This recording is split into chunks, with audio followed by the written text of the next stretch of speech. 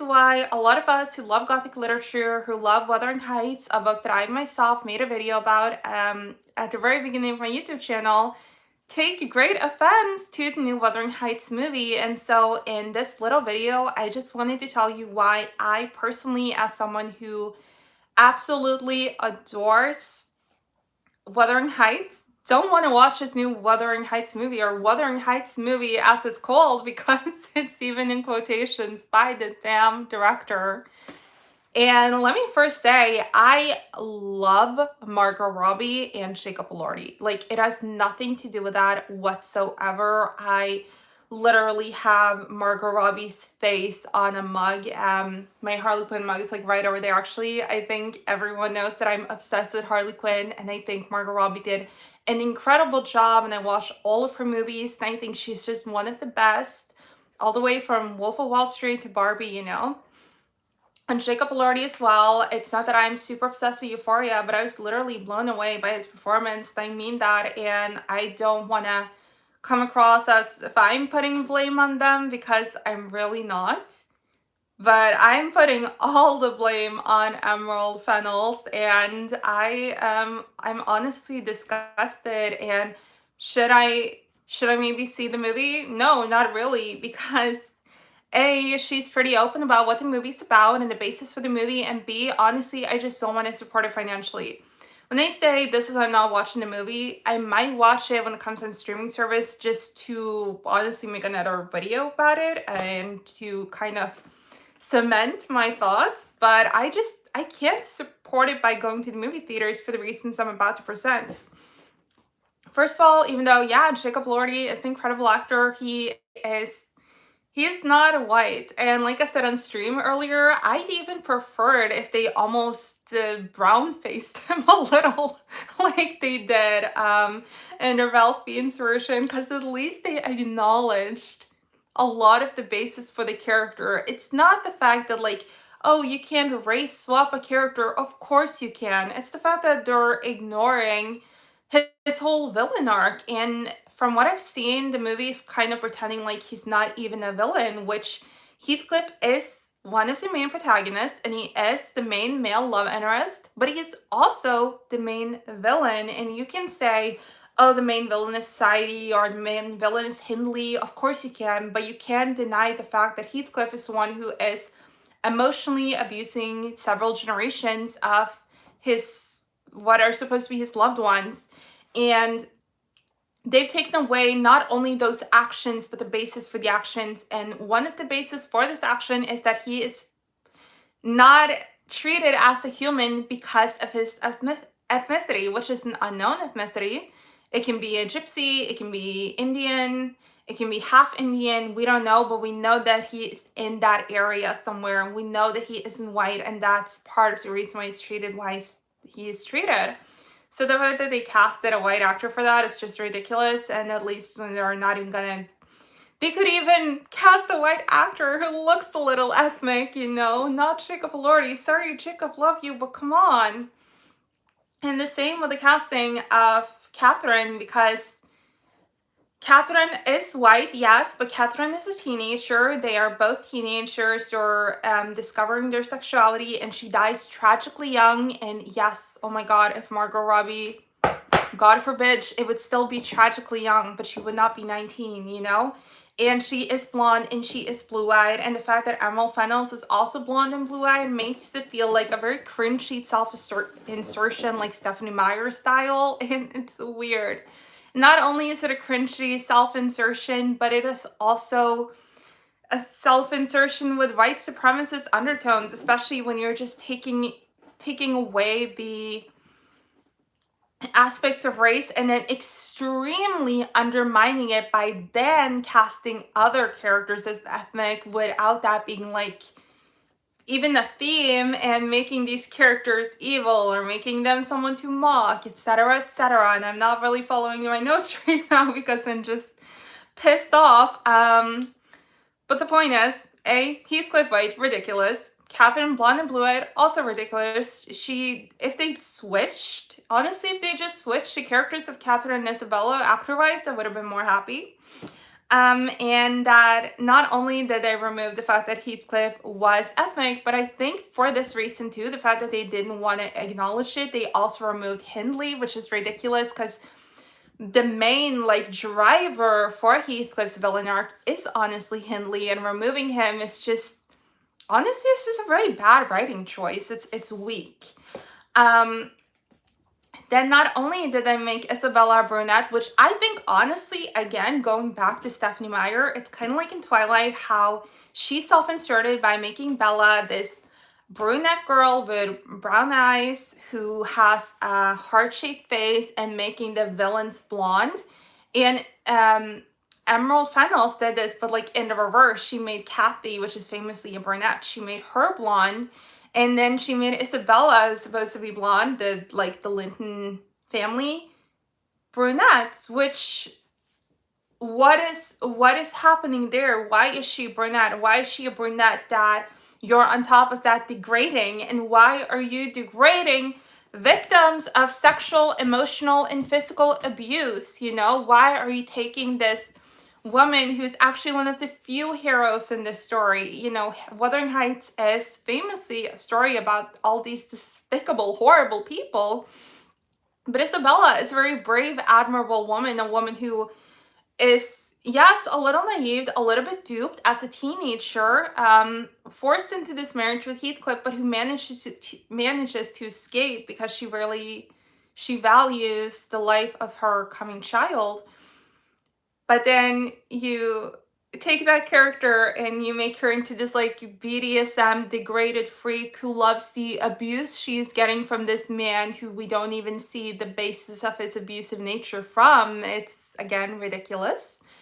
I want to circle back to the fact that they took away Heathcliff as ethnicity, but then created a Asian Nellie and a South Asian Edgar, and then made them into characters who are also these weird versions of themselves, where Nellie, again, one of the actually good characters, maybe the only like truly good character, is turned into kind of a villain. On the few ethnic characters, she's a villain. Not that ethnic people can't be villains, it's just weird when the whole story is based on this person being tormented for his ethnicity.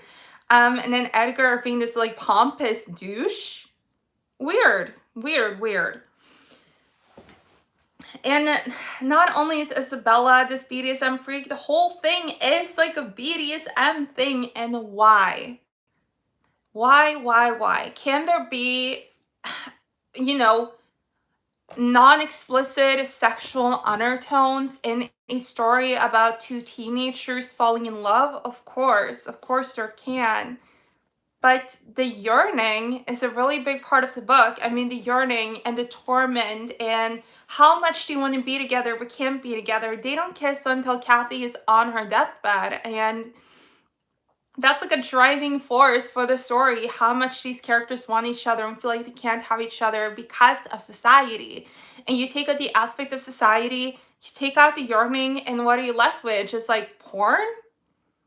Just two characters who are both grown adults just going at it. That is fine, but we already have 50 Shades of Grey. We don't need 50 Shades of Grey spitting on Emily Bronte's Grave edition, you know? It is, I feel like this video is more ranty than I wanted it to be, and I wanted it to be more cohesive, but I feel like we all know what's going on, but I just want to reiterate it because I see all of these comments about, I don't understand why people are hating, like, oh my god, you can get canceled for everything. It's just a movie. It doesn't have to be exactly like the book. No, it doesn't have to be exactly like the book, but usually when people make an adaptation of a book, they try to take the core of the book and then create something else around it.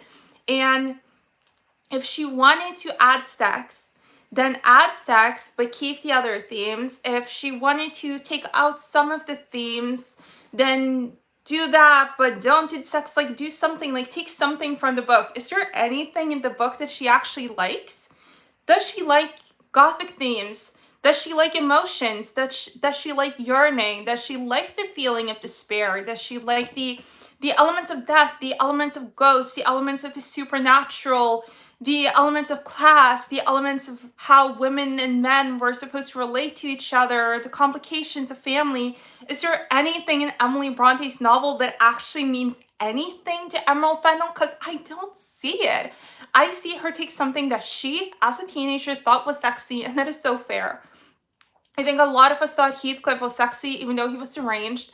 I think a lot of us kind of fell in love with the idea of yearning, and yeah, that can absolutely spike sexual fantasies, and I totally get that. Her 14-year-old self, when she read it, she took some of the elements of, oh, this is kind of sexy, because she was probably, you know, not, this is disgusting for me to say, but she herself had probably, you know, knock on wood, not had sex or experienced that much sexual things, and so for a teenager, reading something that is so full of emotion can spike sexual feelings, but taking away from that book only your own arousal is brain dead, I guess, in a way, because I think the first time I read it, I was like, oh, I do feel like this is a little like sexy, like how much he likes her, or in his own way likes her, and the things they say, and him saying like, haunt me because I can't live without you, and her saying whatever souls are made of, his and mine are the same. Like, oh my God, so romantic. Did I cry a little? I totally cried a little.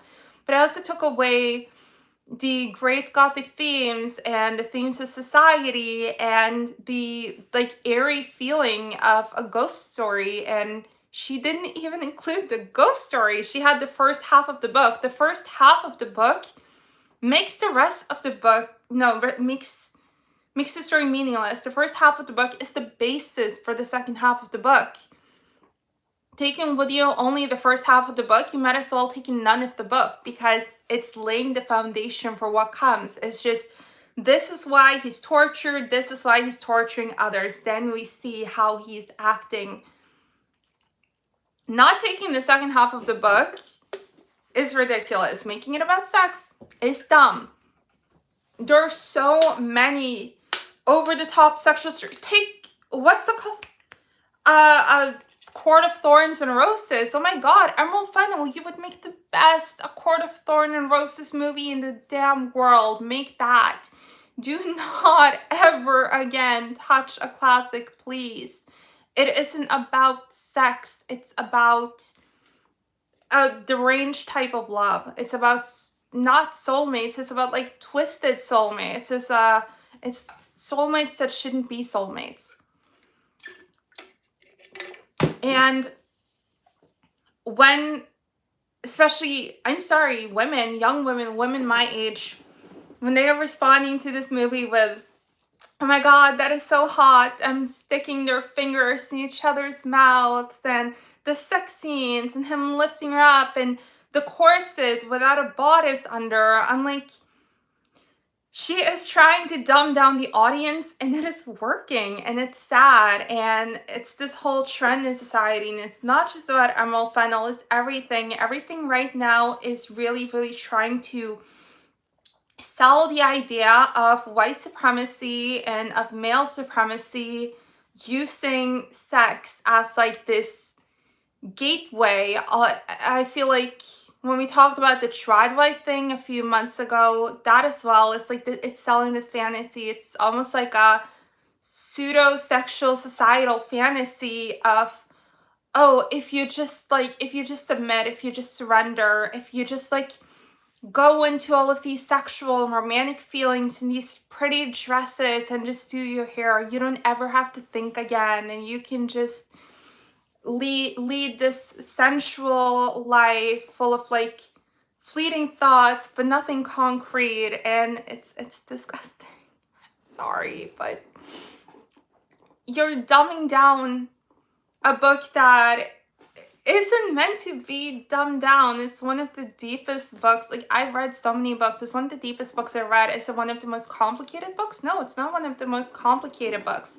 But is it one of the more profound books? Absolutely. Same with like Frankenstein, one of my favorite novels and Gothic novels. It isn't super long. It isn't super hard to read, but it's a book that makes you think. And this movie is the opposite of making you think. It's a movie that is trying to make you feel, but not really. Like, not these intense feelings that make you question things, but rather these like cozy feelings of, oh, that was easy, that was nice, that was a little sexy, and then you just look back and think, oh, that was hot. You don't think, wow, how can a sweet and innocent boy become such a tormented monster that torments others? You think, oh, I want Jacob Elordi's fingers in my mouth, and that's not what Emily Bronte wanted.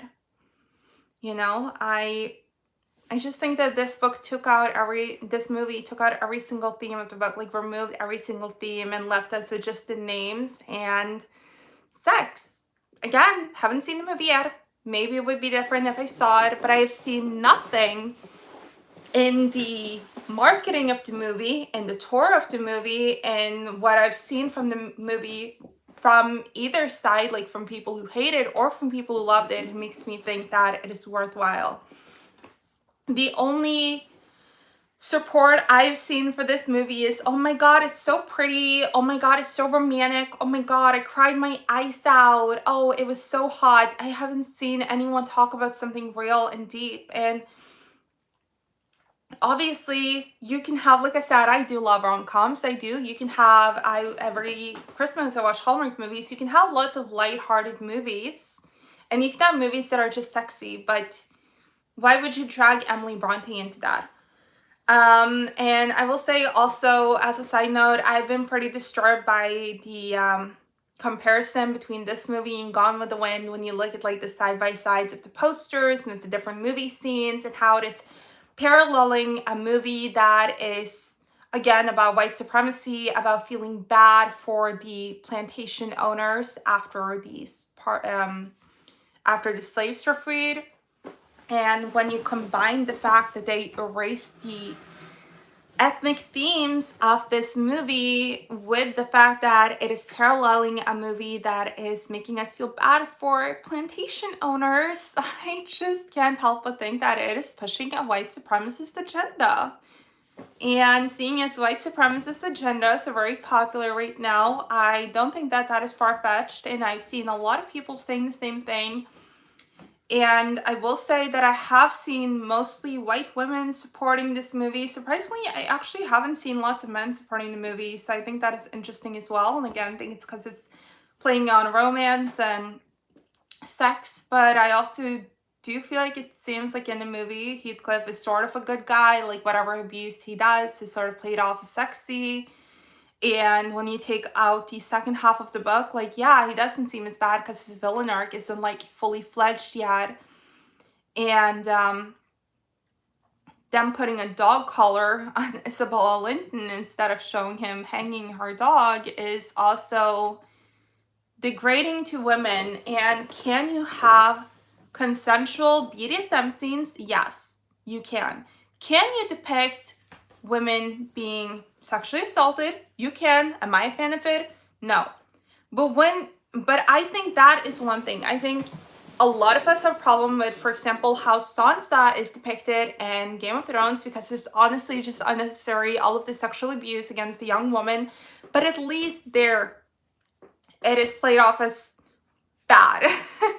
I think the part that really disgusts me here, I think actually even more disgusting than the Heathcliff thing, even though that is awful, but I think taking a victim of domestic violence and sexual abuse and turning her into this like ridiculous, degraded character who loves the abuse is just so sickening. And there's not a single thing in that movie or in Emerald Fennels' life or work, honestly, that can make that okay ever. You know, it's part of the trend of dehumanizing women, and I just I didn't know when I started this video that this would be the thing that upsets me the most, but honestly it is.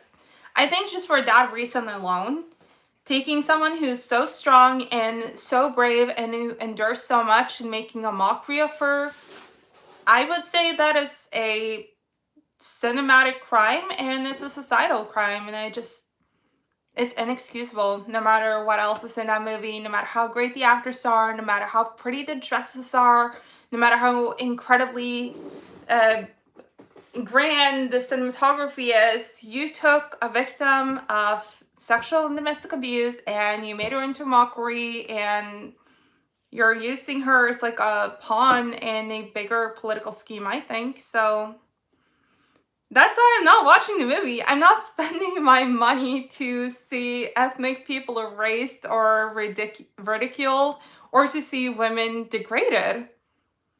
If I wanted to do that, I could just turn on the news, watch ICE deport people. I could watch women get their rights taken away. Why would I spend my own money on going to the movies and seeing fictionalized ethnic people, made a mockery of or taken out of a story, or to see women abused when that's happening around us all the time? And movies like this are part of the reason why, because they're normalizing it. No, I'm not gonna do that. So thank you for watching. I'm sorry that I was a little bit more upset than I thought I was, but people matter to me, and Wuthering Heights matters to me, and I'm honestly pretty saddened by this movie, I'm not gonna lie. It upsets me. So see you soon. Bye.